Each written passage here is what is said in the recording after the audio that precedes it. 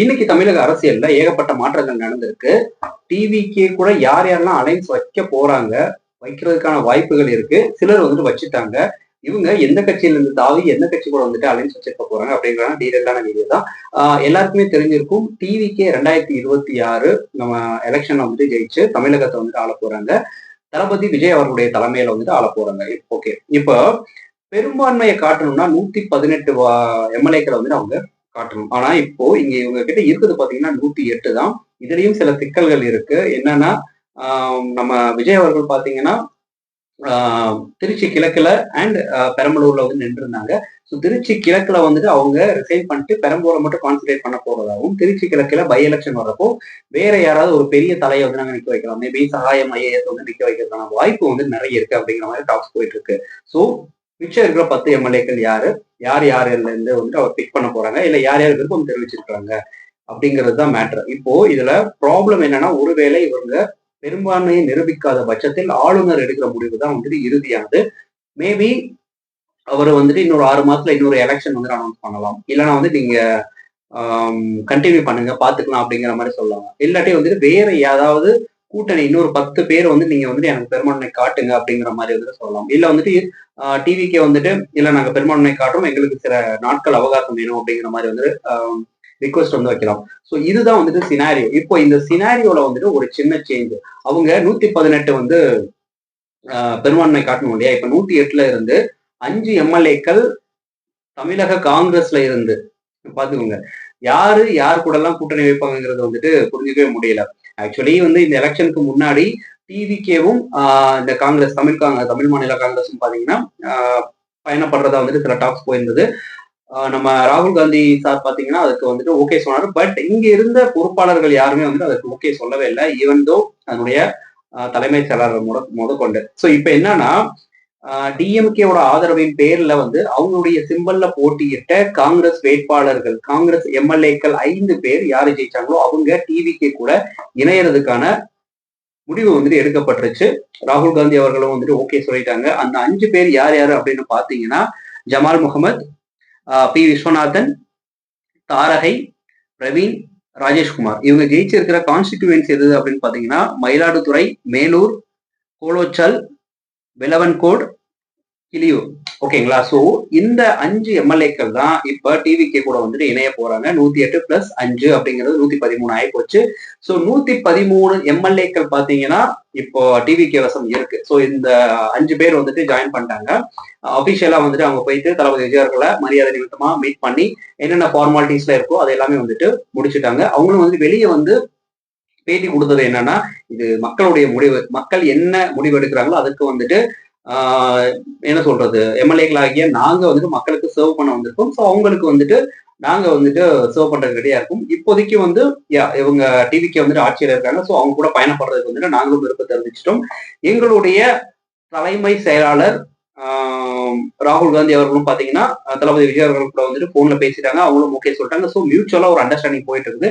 எங்களுடைய Moto end of the டே வந்துட்டு மக்களை வந்துட்டு மக்களுக்கு தேவையான ஒரு நல்லாட்சி கொடுக்கறது தான். அந்த நல்லாட்சி டிவிக்கே கொடுப்பாங்க அப்படிங்கிறத நாங்க நம்புறோம். அவங்க கூட பயணப்படுற எங்களுடைய எம்எல்ஏக்கும் எங்களால முடிஞ்ச அளவுக்கு தமிழ்நாடுக்கு என்ன நல்லது பண்ண முடியுமோ அதை நாங்க பண்றதுக்கு வந்து ரெடியா தான் இருக்கும் அப்படிங்கிற மாதிரி சொல்றாங்க. இதுல வந்துட்டு சில விஷயங்களும் பின்னாடி இருக்கு. என்னன்னா அவர் சொல்ற மாதிரி விஜய் அவர்கள் சொன்ன மாதிரி பாத்தீங்கன்னா ஆட்சியிலும் பங்கு, அதிகாரத்திலும் பங்கு அப்படிங்கிற மாதிரி அவர் சொல்றப்ப யாருமே வந்து ஜாயின் பண்ணல. இப்ப வந்து வேற வழி இல்லாம போய் ஜாயின் பண்ணிட்டாங்க. ஆனா இது ஃபியூச்சர்ல வந்துட்டு எந்த மாதிரி ஒரு ஸ்டாண்ட் வந்துட்டு விஜய் அவர்கள் எடுக்க போறாங்க அப்படிங்கிறது தெரியல. ஆட்சியிலும் பங்கு, அதிகாரத்துல பங்கு கொடுக்கலாம், ஓகே. பட் ஆட்சியிலும் பங்கு, அதிகாரத்துல பங்கு, இது எப்படி போய் முடிய போகுது அப்படிங்கிறது தெரியல. ஓகே, இந்த 5 பேர், இப்ப இந்த 5 பேரை தவிர இன்னும் 5 பேர் பெரும்பான்மை காட்டணும் இல்லையா? சோ அந்த ஒரு டாக்ஸும் வந்துட்டு ஒரு பக்கம் போயிட்டு இருக்கு. விடுதலை சிறுத்தை கட்சி தலைவர் திருமாவளவர்கள் வந்து என்ன சொல்லியிருக்காங்கன்னா வந்து டாக்ஸ் வந்து போயிட்டு இருக்குது, யார் கூட என்ன பேசுவோம் அப்படிங்கிறது சில விஷயங்கள் எல்லாமே போயிட்டு இருக்குது, டிஸ்கஷன் போயிட்டு இருக்கு. நாளைக்கு வந்து ஒரு ஆர்ப்பாட்டம் வந்து பண்றோம். ஸோ அது முடிஞ்சதுக்கப்புறம் எங்களுடைய கட்சி ஆட்கள் கூட வந்து நாங்க எல்லாமே வந்து பேசி முடிவெடுப்போம் அப்படிங்கிற மாதிரி வந்துட்டு விடுதலை சிறுத்தைகள் கட்சி தலைவர் திருமாவளவன் அவர்கள் பாத்தீங்கன்னா ஒரு பேட்டியில வந்துட்டு சொல்லியிருக்காங்க. ஸோ இந்த விஷயங்களை எல்லாம் இப்படி போயிட்டு இருக்கிறப்போ ஆளுநர் மாளிகையில விஜய் அவர்கள் வந்துட்டு அபிஷியலா வந்துட்டு தன்னுடைய கடிதத்தை வந்துட்டு அவர்கிட்ட கொடுத்துட்டாங்க. அவங்களும் வந்துட்டு அக்செப்ட் பண்ணிட்டாங்க. ஓகே. இப்போ அவர் என்ன கேட்டிருக்காருன்னா, ஒரு 2 வீக்ஸ் வந்து எங்களுக்கு டைம் வேணும். ஸோ 2 வீக்ஸ் முடிஞ்சதுக்கு அப்புறம் நாங்க என்ன ஏது அப்படிங்கிறத வந்துட்டு எங்களுடைய கட்சி, அப்புறம் வந்துட்டு எம்எல்ஏக்களை பெரும்பான்மை காட்டுறதா என்ன விஷயங்கள் எல்லாமே வந்துட்டு நாங்க உங்ககிட்ட காட்டுறதுக்கு ரெடியா இருக்கும் அப்படிங்கிற மாதிரி சொல்லிட்டாங்க. ஆளுநர் அவர்களும் வந்து அக்செப்ட் பண்ணிட்டாங்க. இதற்கு இடையில இந்த மூவ பாத்தீங்கன்னா, அதாவது ஆளுநர் மாளிகையில வந்து விஜய் அவர்கள் வந்து கடிதத்தை கொடுத்தாங்க. ஸோ அந்த மூவ பாத்தீங்கன்னா ஒரு மூத்த பத்திரிகையாளர் தராசு ஷியாம் அப்படிங்கிறவர் வந்து விமர்சனம் பண்ணியிருக்காங்க. அவங்க என்ன சொல்றாங்க அப்படின்னா, ஆளுநருக்கு ஒரு அரசை அமைப்பது அல்லது கலைப்பதில் தன்னிச்சையாக முடிவெடுக்கும் அதிகாரம் கிடையாது. இந்திய அரசியல் வரலாற்றில் பெரும்பான்மை இல்லாத போது எப்படி ஆட்சி அமைக்க வாய்ப்பளிக்கப்பட்டது என்பதற்கு விபி சிங் 1989, நரசிம்மராவ், மன்மோகன் சிங் மற்றும் தமிழகத்தில் ஜானகி அம்மாள் ஆட்சி போன்ற உதாரணங்கள் அப்படிங்கிற மாதிரி சுட்டி காட்டுறாங்க. அதுக்கப்புறம் பாத்தீங்கன்னா, பெரும்பான்மையை நிரூபிக்க வேண்டிய இடம் ஆளுநர் மாளிகை அல்ல, அது சட்டமன்றம் மட்டுமே என்று அவர் வலியுறுத்துகிறார். ஒரு கட்சி சிறுபான்மை அரசாக இருக்கும்போது அதை எப்படி வந்து நீங்க அக்செப்ட் பண்றீங்க அப்படிங்கிற மாதிரி நம்ம தராசு ஷியாம் அப்படிங்கிற இந்த ஊடகவியலாளர், மூத்த பத்திரிகையாளர் பாத்தீங்கன்னா அத ரிவ்யூ பண்றாரு. இதெல்லாம் வந்துட்டு இதெல்லாம் சரி கிடையாது அப்படிங்கிற மாதிரி சொல்றாங்க. ஸோ இந்த விஷயங்கள் எல்லாமே வந்து இப்படி போயிட்டு இருக்கிறப்போ, இன்னைக்கு ஈவினிங் வந்து பாத்தீங்கன்னா லைக் பனையூர்ல வந்து பாத்தீங்கன்னா டிஜிபி, தமிழ்நாடுடைய டிஜிபியும் அப்புறம் மற்ற சில முக்கியமான பெரிய தலைவர்கள் எல்லாரும் வந்துட்டு விஜய் அவர்களை வந்துட்டு மீட் பண்ணியிருக்காங்க. ஸோ அங்க வந்துட்டு பதவியேற்பு வந்துட்டு என்னைக்கு பண்ணலாம், என்ன மாதிரி விஷயங்கள் எல்லாம் வந்து நாங்க வந்து எங்க சைட்ல இருந்து உங்களுக்கு சப்போர்ட் பண்ணணும் அப்படிங்கிற சில விஷயங்கள் ஆலோசனைகள் எல்லாமே போயிட்டு இருக்கு. ஸோ இந்த ஆலோசனை போயிட்டு இருக்கப்ப இப்ப இன்னொரு நியூஸ் என்னன்னா, மேபி இன்னைக்கு ஈவினிங் அல்லது நாளை ஒரு 2-3 டேஸ்க்குள்ள வந்துட்டு மேக்ஸிமம் இந்த விஷயங்கள் எல்லாமே வந்துட்டு செட்டில் டவுன் ஆயிடும். யார் யாரெல்லாம் வந்துட்டு இன்னொரு 5 எம்எல்ஏக்கள் வந்து எங்க இருந்து அவர் பிக் பண்ண போறாரு அப்படிங்கிறது. அண்ட் அப்படி அவர் 118 எம்எல்ஏக்கள் பெரும்பான்மை காட்டும் பட்சத்தில் எந்த விதமான சமரசமும் இன்றி தளபதி விஜய் அவர்கள் தமிழ்நாட ஆள்வதற்கு எல்லா வாய்ப்புகளும் உண்டு. அப்படி இல்லாத பட்சத்தில் அடுத்த ஆப்ஷன் என்ன அப்படிங்கிறது தான் போக போக வந்துட்டு தெரியும்.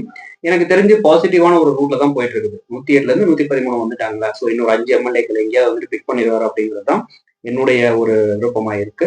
அண்ட் மேபி தேமுதிக வாய்ப்பு இருந்து, பட் பிரேமலதா மேடம் வந்துட்டு அவங்க ஆல்ரெடி சொல்லிட்டாங்க, நாங்க வந்து ஜெயிச்சோம், அவருக்கு என்னுடைய தம்பி மாதிரி நான் அவருக்கு வாழ்த்துக்கள் சொல்றேன், பட் எங்க எம்எல்ஏக்கள் யாரும் போக மாட்டாங்க அப்படிங்கிற மாதிரி அபிஷியலா அனௌன்ஸ் பண்ணிட்டாங்க.